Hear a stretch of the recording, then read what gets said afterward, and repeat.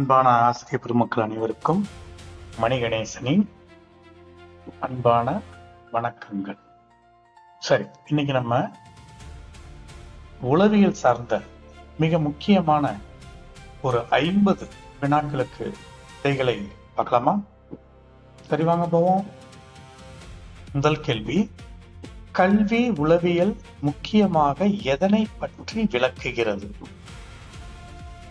இது ரொம்ப முக்கியம்.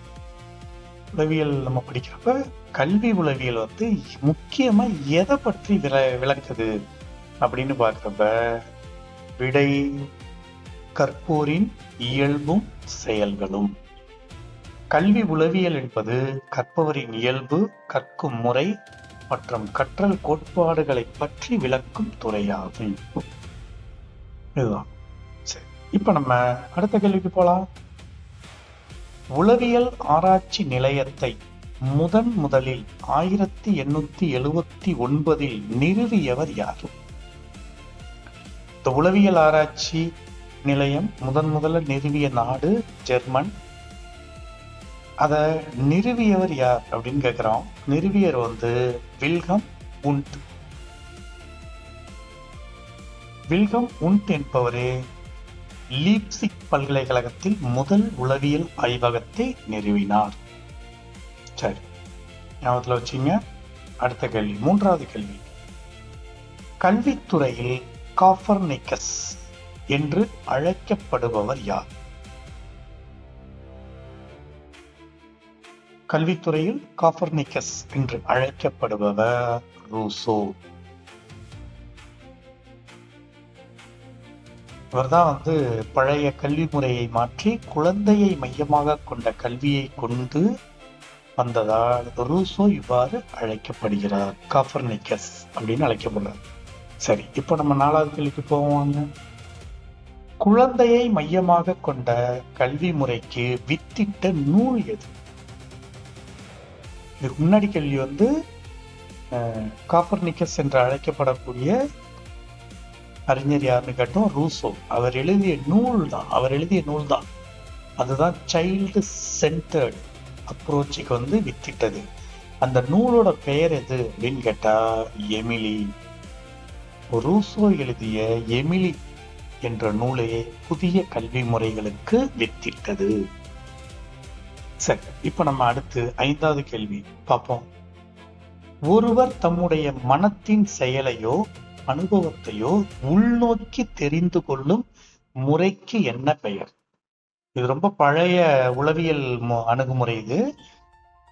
இது அதாவது உள்நோக்கி அப்படிங்கிறப்ப உள்ளம் அப்படின்னாலே அது அகத்தோடு சம்பந்தப்பட்டது. அப்ப அகக்காட்சி முறை. ஒருவர் தனது சொந்த மனச்செயல்களை தானே கூர்ந்து நோக்குவது அகக்காட்சி ஆகும். சரி, இப்ப நம்ம அடுத்தது 6வது வினாவை பார்க்கலாம். உள்ள செயல்கள் தோன்றும் போது ஏற்படும் உடல் மாறுபாடுகளை கொண்டு ஒருவரின் மனநிலையை அறியும் முறை எது?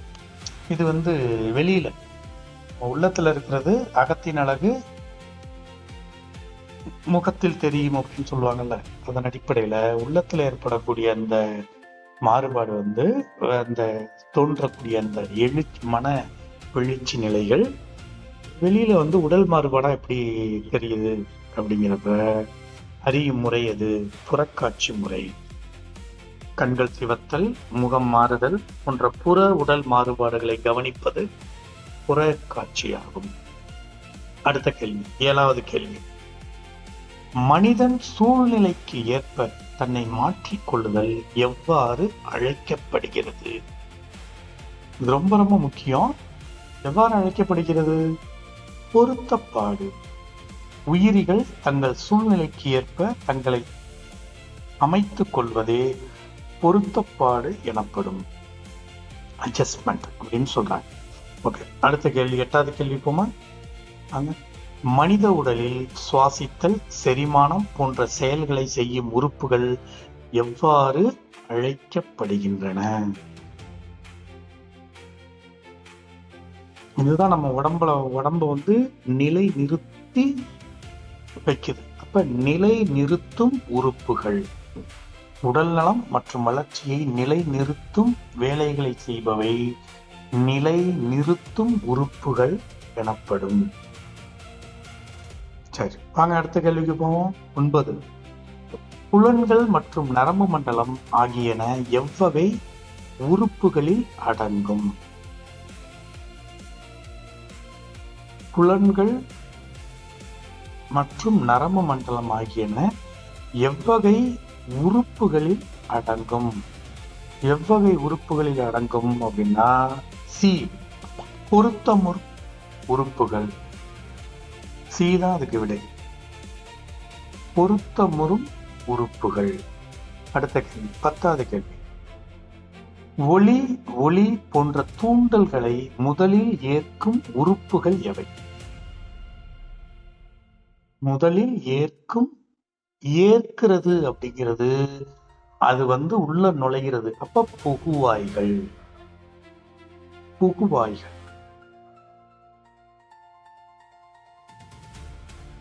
சரி, அடுத்து 11வது கேள்வி. தூண்டல்களுக்கு ஏற்ப செயல்களை நிறைவேற்றும் தசைகள் மற்றும் சுரப்பிகள் எவ்வாறு அழைக்கப்படுகின்றன? அப்ப தூண்டல்களுக்கு ஏற்ப செயல்களை செய்யறது, துலங்கல் பண்ணுது தசைகளும் சுரப்பிகளும். அப்ப அதுங்க என்ன பண்ணுது? இயங்குது. அப்ப இயங்குவாய்கள்.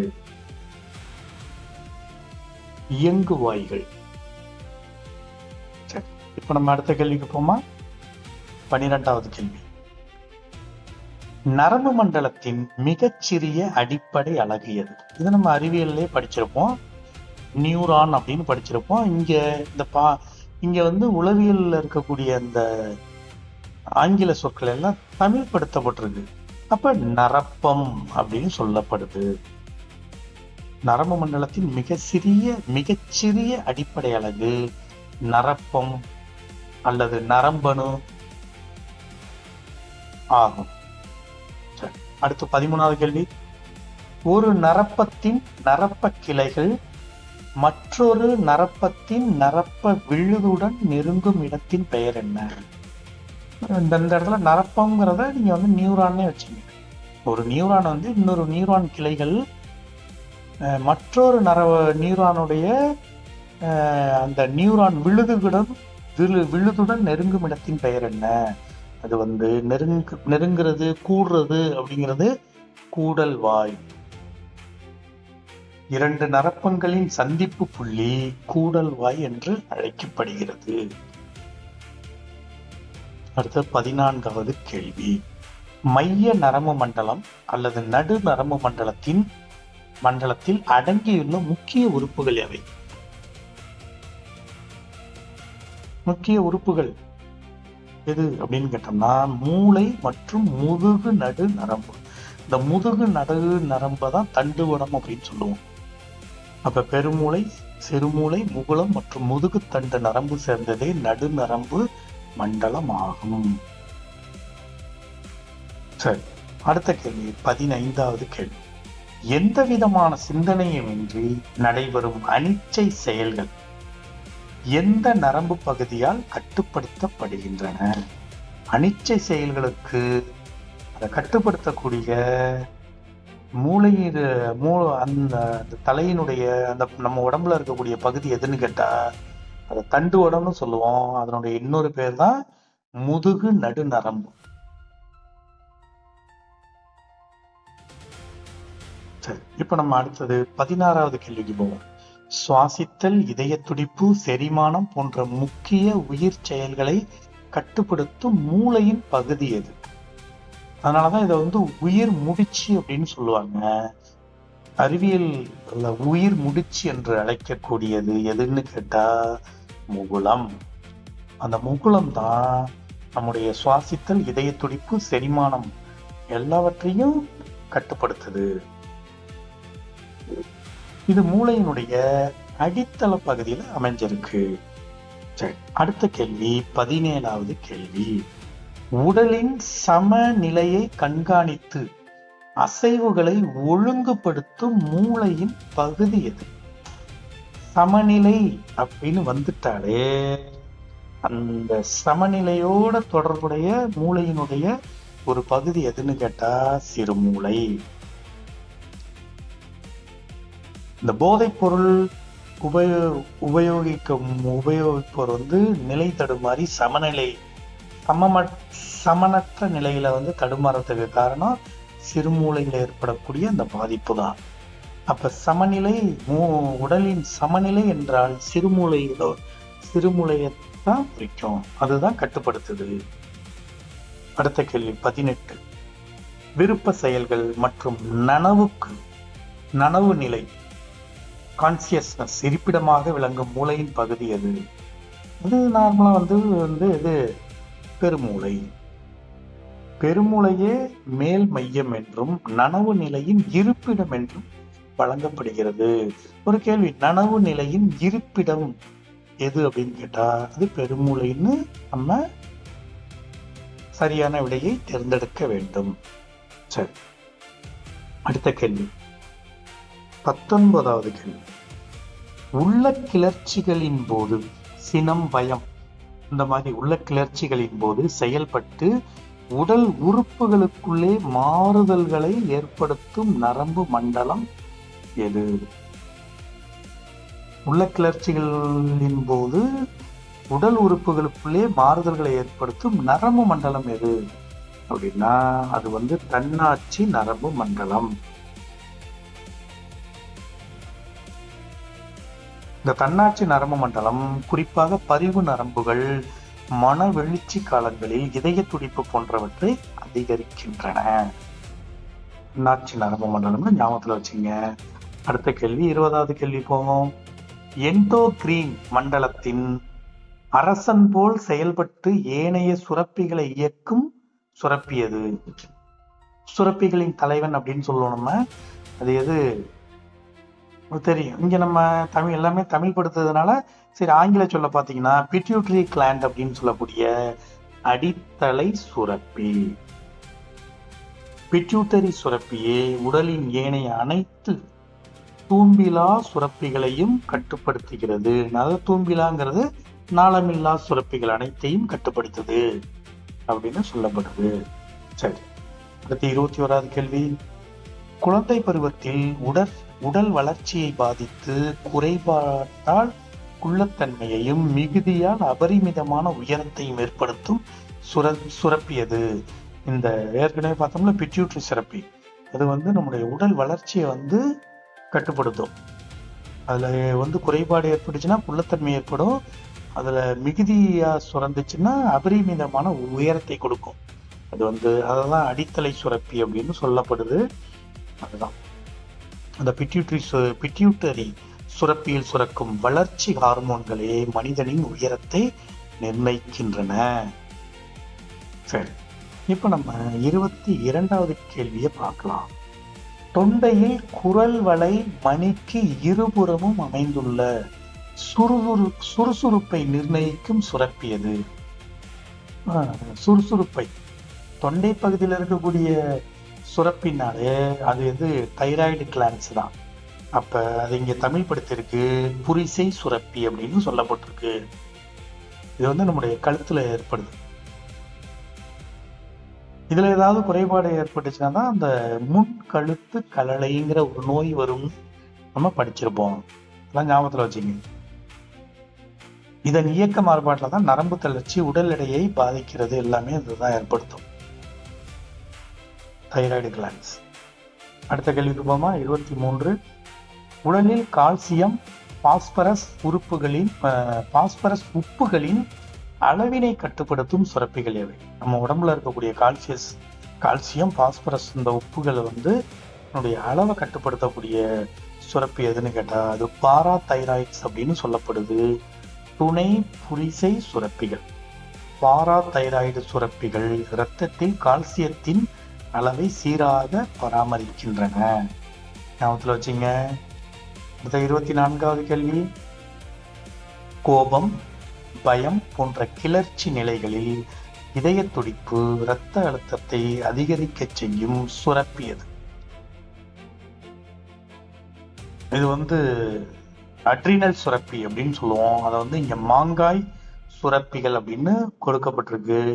சிறுநீரகத்தின் மேலுள்ள அட்ரினல் சுரப்பிகளே அவசர காலங்களில் உடலை தயார் நிலையில் வைக்கின்றன. அடுத்து 25வது கேள்வி. கண்ணில் ஒளி கதிர்களை குவித்து பிம்பத்தை உருவாக்கும் ஒளி நுழை பகுதி எது? கண்ணில் ஒளிக்கதிர்களை குவித்து பிம்பத்தை உருவாக்கும் ஒளி நுழை பகுதி எது அப்படின்னு கேட்டா டக்குனு உங்களுக்கே தெரியும், என்னது? லென்ஸ் தான், கண்மணி தான். படிகவில்லை அல்லது கண்மணி ஒளியை குவித்து விழித்திரையில் விழச் செய்கிறது. ஞாபகத்துல வச்சுங்க. அடுத்த கேள்வி 26. கட்புலப்படாமல் ரெட்டினா அப்படின்னு சொல்லக்கூடியது மங்கிய ஒளியை உணரவும் பிம்பத்திற்கு ஒளிர்வை தரவும் பயன்படும் உயிரணுக்கள் எவை? இந்த நம்ம மங்கிய ஒளியை உணர்றதுக்கும் பிம்பத்திற்கு ஒளிர்வை தரத்துக்கும் அந்த கண்கள்ல அந்த ரெட்டினாவில பயன்படக்கூடிய உயிரணுக்கள் எவை அப்படின்னா அது கோள்கள், ராட்ஸ் அப்படின்னு சொல்லுவோம். கண் திரையில் உள்ள கோள்கள் இருட்டிலும் மங்கிய ஒளியிலும் பார்க்க நமக்கு உதவி செய்கின்றன. சரி, இப்ப நம்ம அடுத்த 27வது கேள்வியை பார்ப்போம்.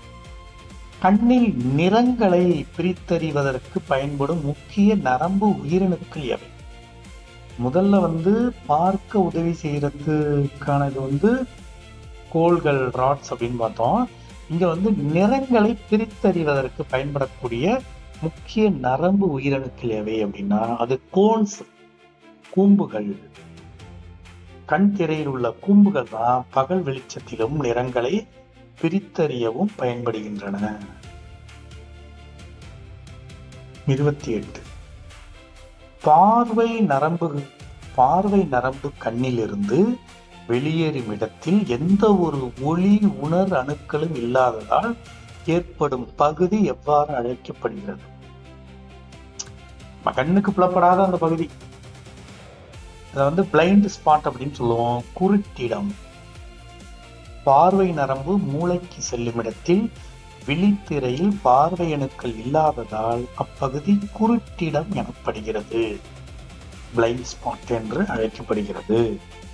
29வது கேள்வி. கண்ணின் மிக தெளிவான பார்வைக்கு காரணமான கூம்புகள் மட்டும் தெரிந்து காணப்படும் பகுதி எது? அந்த கூம்புகள் மற்றும் அந்த கூம்புகள் எதுக்கு பயன்படுது? இந்த நிறங்களை பிரித்தறிவதற்கும் வெளிச்சத்துல பார்ப்பதற்கும் பயன்படுதுன்னு சொன்னோம். அந்த இது கூம்புகள் மட்டும் செறிந்து காணப்படும் பகுதி எது அப்படின்னா போவியா என்று சொல்லக்கூடிய ஒளி இடம். இங்கதான் இப்பகுதியில தான் கூம்புகள் அடர்த்தியாக இருப்பதால் இங்கு பார்வை மிக தெளிவாக இருக்கும். சரி, இப்ப நம்ம அடுத்த கேள்விக்கு போமா.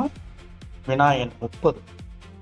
செம்மை, பச்சை போன்ற குறிப்பிட்ட நிறங்களை காண இயலாத குறை எவ்வாறு அழைக்கப்படுகிறது?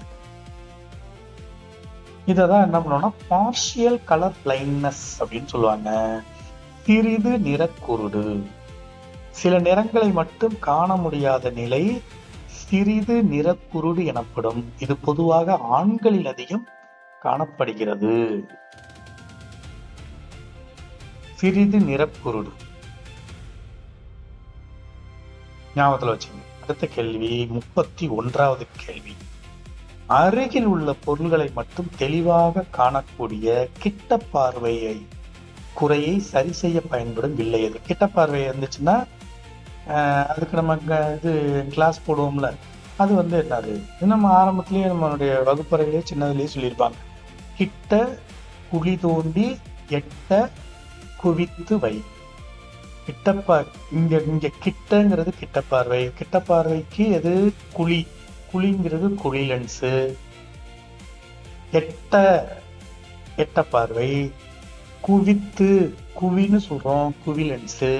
அப்ப கிட்ட பார்வை குறையை சரி செய்ய பயன்படும் வில்லை லென்ஸ் எதுன்னு கேட்டா குழி லென்ஸ். கிட்ட பார்வையில் பிம்பம் விழித்திரைக்கு முன்னே விடுவதால் குழி வில்லை ஒளியை விரித்து விழித்திரையில் விழச் செய்கிறது.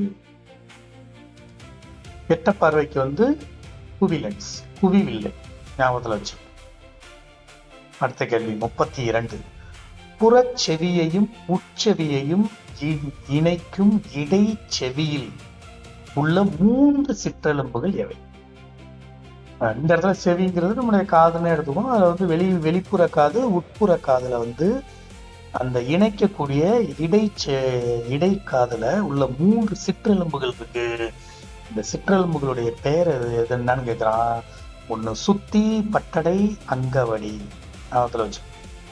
இம்மூன்று சிற்றெலும்புகளும் செவிப்பறையின் அதிர்வுகளை உட்செவிக்கு கடத்துகின்றன.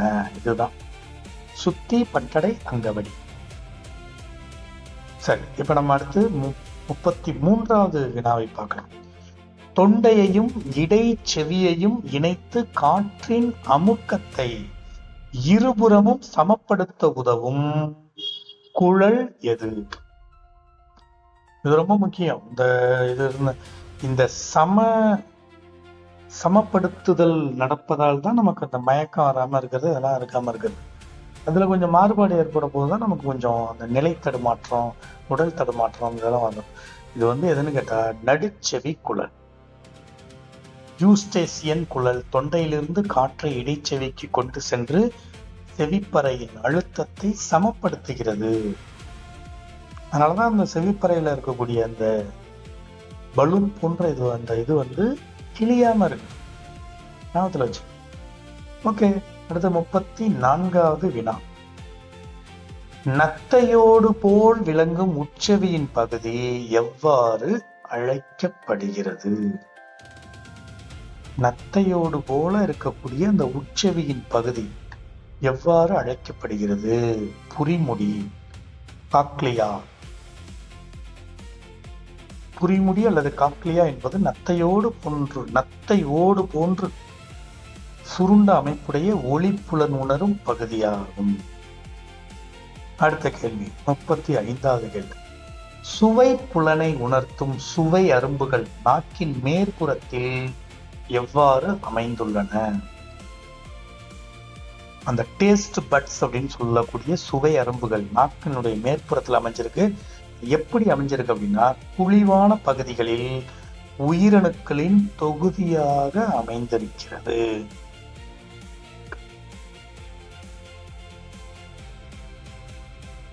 ஞாபகத்துல வச்சுங்க. 36வது வினா.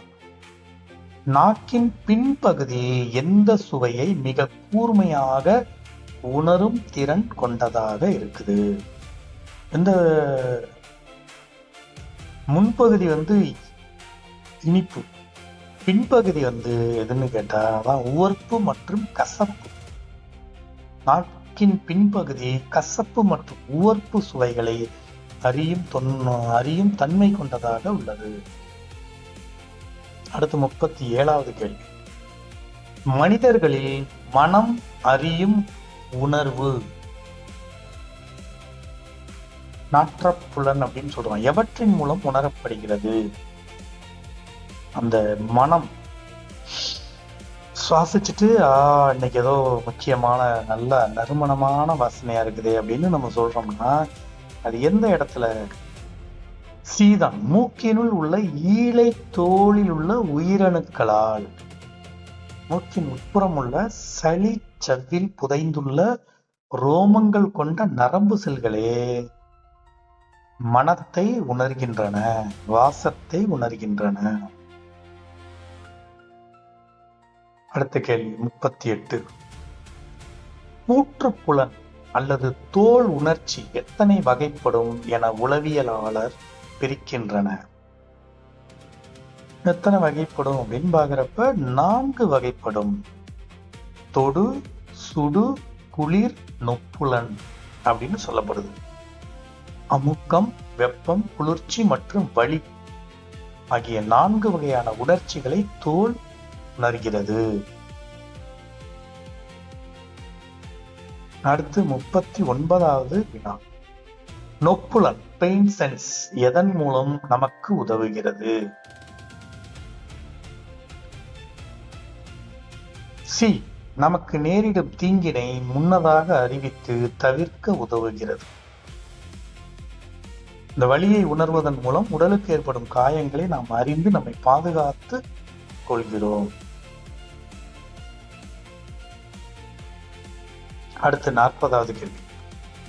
உடலில் உள்ள தசைகள் எண்பு பூட்டுகளின் இயக்கங்களை அறிய உதவும் புலன் எது? தசைகள் அந்த எண்பு மூட்டுகள் இயக்கங்களை அறிய உதவும் புலன் எது? இயக்க புலன். தசைகள் மற்றும் மூட்டுகளில் உள்ள நரம்புகள் மூலம் நாம் அசைவுகளை உணர்வதே இயக்க புலனாகும்.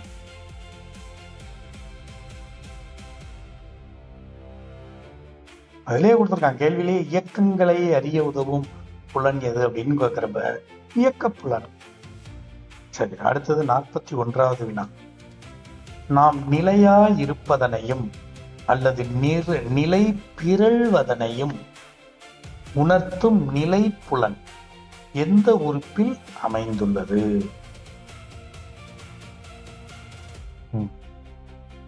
எந்த உறுப்பில் அமைந்துள்ளது? உட்செவியில் உள்ள பிறை வளையங்கள். காதுக்குள் இருக்கும் 3 அரைவட்ட குழல்களே உடலின் சமநிலை மற்றும் நிலை மாறுபாட்டை மூளைக்கு தெரிவிக்கின்றன. அடுத்து 42வது வினா.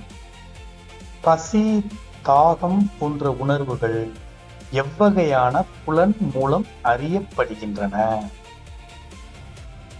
எல்லாமே எங்கேருந்து வருது? நமக்கு வெளியிலேருந்து வரல, எல்லாம் உள்ளேந்து வருது. அப்ப உட்புலன் உடலின் உள்ளுறுப்புகளில் ஏற்படும் தேவைகளால் தோன்றும் உணர்வுகள் உட்புலன்கள் எனப்படும். அதுதான் இந்த பசி, தாகம் போன்ற உணர்வுகளை நமக்கு வெளிப்படுத்துது. 43வது வினா. குழந்தைகளுக்கு 3 வயதிலிருந்து 7 வயது வரை அளிக்கப்பட வேண்டிய மிக முக்கியமான பயிற்சி அது? எந்த பயிற்சி? Sensory training, புலப்பயிற்சி. 5 புலன்களையும் திறம்பட பயன்படுத்தி உலகை அறியும் திறனை வளர்க்க புலப்பயிற்சி அவசியமாகும். இந்த புலப்பயிற்சி தான் 3 வயதிலிருந்து 7 வயது வரை இருக்கக்கூடிய குழந்தைகளுக்கு அளிக்கப்பட வேண்டிய மிக முக்கியமான பயிற்சியாகும். அடுத்த கேள்வி 44வது கேள்வி. ஒரு பொருளை நோக்கமற்று பார்க்காமல் அதன் விவரங்களை குறிப்பாக கூர்ந்து கவனித்தலுக்கு என்ன பெயர்? கூர்ந்து கவனித்தல்னாலே அது அப்சர்வேஷன் பேரு, அது உற்று நோக்கல்.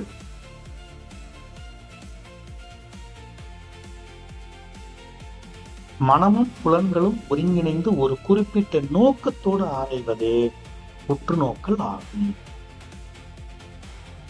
அடுத்து 45வது கேள்வி. ஆளுமை என்பது எதனை குறிக்கிறது?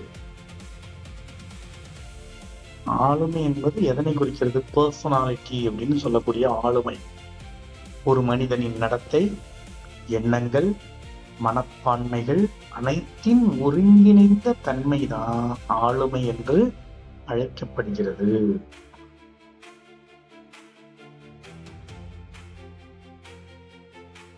அடுத்து 46வது வினா.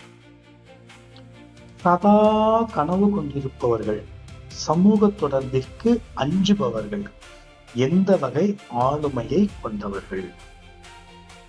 சதா கனவுலயே இருப்பாங்க, சமூக தொடர்புக்கு அஞ்சுகிட்டு இருப்பாங்க. இவர்கள் எந்த வகை ஆளுமை கொண்டவர்களா இருப்பாங்க அப்படின்னா, எந்த வகை ஆளுமை அப்படின்னா இவர்கள் தான் அகமுகர்கள், இன்ட்ரோவெர்ட் அப்படின்னு சொல்லப்படுகிறார்கள். தங்களுக்குள்ளே சிந்தித்து வெளி உலக ஈடுபாடு குறைவாக உள்ளவர்கள் அகமுகர்கள் எனப்படுவர். அடுத்து 47வது கேள்வி. தம் உணர்ச்சிகளை எளிதாக வெளியிடுவார், சமூகத்தில் நன்றாக பழகுபவர்கள் எவ்வாறு அழைக்கப்படுகின்றனர்? தனக்கு நேரக்கூடிய உணர்ச்சிகளை எளிதாக டக்குன்னு வெளியிடுவாங்க. அதே நேரத்துல சமூகத்துல சோசியலா எல்லார்கிட்டையும் பழகுவாங்க. அப்படிப்பட்டவர்கள் எப்படி சொல்லுவோம்? அவர்கள் புறமுகர். புறமுகர்கள், எக்ஸ்ட்ரோவர்ட். பிறருடன் எளிதில் பழகுபவர்களும் நிகழ்கால வாழ்வில் ஈடுபாடுள்ளவர்களும் புறமுகர்கள் என்று அழைக்கப்படுகின்றனர். அடுத்து 48. புள்ளியியல் முறையில் ஸ்டாட்டிஸ்டிக்ஸ் முக்கியமாக வர்ணிக்கப்படுவது எது? உளவியல் சார்ந்து அப்படிங்கிறப்ப இரண்டு பண்புகளின் இணைப்பொற்றுமை அப்படின்னு சொல்லலாம். கார்லேஷன் அப்படின்னு சொல்றோம். இரண்டு வெவ்வேறு கூறுகளுக்கு,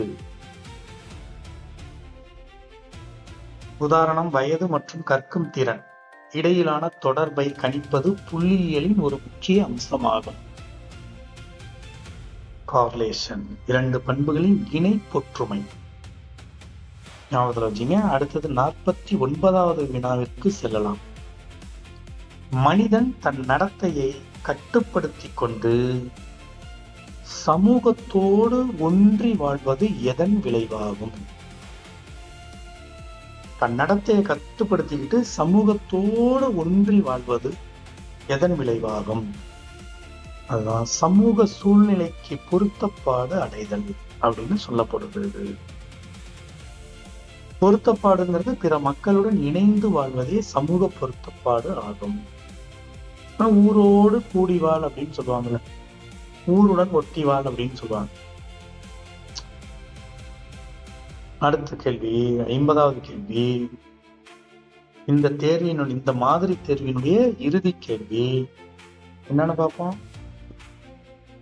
உளவியல் அறிஞர்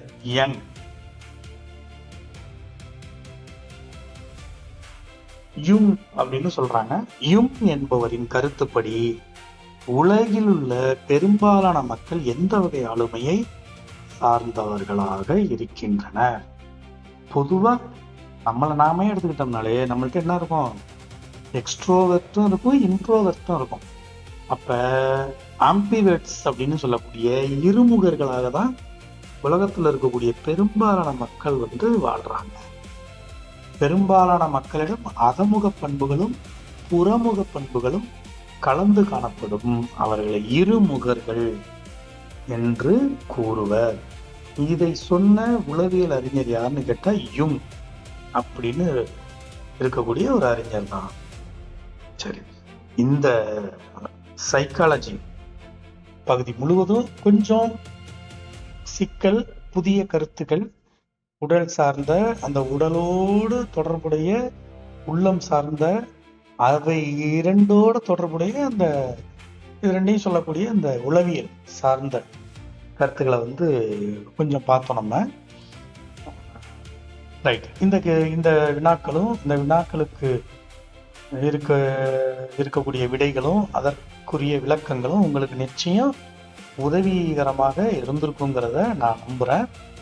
வேற ஒரு சைக்காலஜி டெஸ்ட் நம்ம சந்திப்போம். இப்ப உங்கள்கிட்ட விடைபெறுவது உங்கள் மணிகணேசன். கண்டிப்பாக எதிர்வரும் ஆசிரியர் தகுதி தேர்வில் அனைவரும் நல்ல மதிப்பெண்கள் பெற்று வெற்றி பெற வாழ்த்துக்கள். வெற்றிக்கு முக்கியம் முயற்சி. அந்த முயற்சிக்கு தேவை பயிற்சி. அந்த பயிற்சியை தருவது இந்த சிறிய மாதிரி தேர்வு. நன்றி, வணக்கம்.